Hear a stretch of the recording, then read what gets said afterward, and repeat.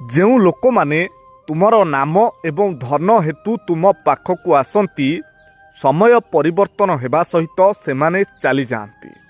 କିନ୍ତୁ ଯେଉଁମାନେ ତୁମର ବ୍ୟବହାର ଏବଂ ସତ୍ୟ ସହିତ ଯୋଡ଼ି ହୁଅନ୍ତି, ସୁବିଧା ଏବଂ ଅସୁବିଧା ସମୟରେ ତୁମ ସହିତ ଛିଡ଼ା ହୁଅନ୍ତି। ଛତା ଯିଏ ବର୍ଷା ଅଟକାଇ ପାରେନା ସତ, କିନ୍ତୁ ବର୍ଷାରେ ଛିଡ଼ା ହେବାର ସ୍ୱାଧୀନତା ଆମକୁ ଆଣିଦେଇପାରେ। ଠିକ୍ ସେହିଭଳି ଆତ୍ମବିଶ୍ୱାସ ଯିଏ ଆମକୁ ସଫଳତା ଆଣିଦେଇପାରେନା ସତ, କିନ୍ତୁ ଜୀବନର ପ୍ରତ୍ୟେକଟି ସମସ୍ୟାକୁ ସାମ୍ନା କରିବାର ସାହସ ଆମ ମନରେ ଜନ୍ମାଇପାରେ। ତେଣୁ ନିଜ ଉପରୁ କଦାପି ବିଶ୍ୱାସ ହରାଇବା ଉଚିତ ନୁହେଁ। ମନେ ରଖିବା ଉଚିତ ଯେ ପର୍ଯ୍ୟନ୍ତ ଆମେ ଆମ ନିଜ ଉପରେ ବିଶ୍ୱାସ କରି ନ ପାରିଛୁ, ସେ ପର୍ଯ୍ୟନ୍ତ ଏ ସଂସାରରେ କେହି ନାହିଁ ଯିଏ ଆମ ଉପରେ କୌଣସି କାର୍ଯ୍ୟ ପାଇଁ ବିଶ୍ୱାସ ରଖିପାରିବ। କ'ଣ ସାଙ୍ଗମାନେ ଠିକ୍ ତ? କମେଣ୍ଟରେ ଆପଣଙ୍କର ଉତ୍ତର ନିଶ୍ଚୟ ଲେଖନ୍ତୁ। ଯେଉଁମାନଙ୍କୁ ଖୁସି କରିବା ପାଇଁ ଆପଣ ନିଜର ସମୟ ଓ ଶକ୍ତି ଖର୍ଚ୍ଚ କରୁଛନ୍ତି, ସେମାନେ ଆପଣଙ୍କ ପାଇଁ କିଛି କରୁଛନ୍ତି ନା ନାହିଁ ସେ କଥା ଉପରେ ବି ଧ୍ୟାନ ଦିଅନ୍ତୁ। ଏକତରଫା ତ୍ୟାଗ କରି ଦୁଃଖ କଷ୍ଟ ସହି ମହାନ ହେବା ଅପେକ୍ଷା ନିଜ ଖୁସି ପାଇଁ କିଛି କରିବା ଭଲ। ଦୁନିଆର ସବୁଠୁ ଅମୂଲ୍ୟ ସମ୍ପର୍କ। ଦୁନିଆରେ ଖୋଜିଲେ ମିଳିବେ ଅନେକ ସାଥୀ, ହେଲେ ବାପା ମାଙ୍କ ପରି କେହି ନାହାନ୍ତି ଏମିତି। ବିନା ସ୍ୱାର୍ଥରେ ସେମାନେ ଦିଅନ୍ତି ଖାଲି ସ୍ନେହ, ତାଙ୍କ ଆଦର ଆଗରେ ଫିକା ପଡ଼େ ସବୁ ମୋହ। ମାଆର ଆଖିରୁ ଝରେ ମମତାର ଲୁହ, ବାପା ନିଜେ କଷ୍ଟ ସହି ଲୁଚାନ୍ତି ସବୁ କୋହ।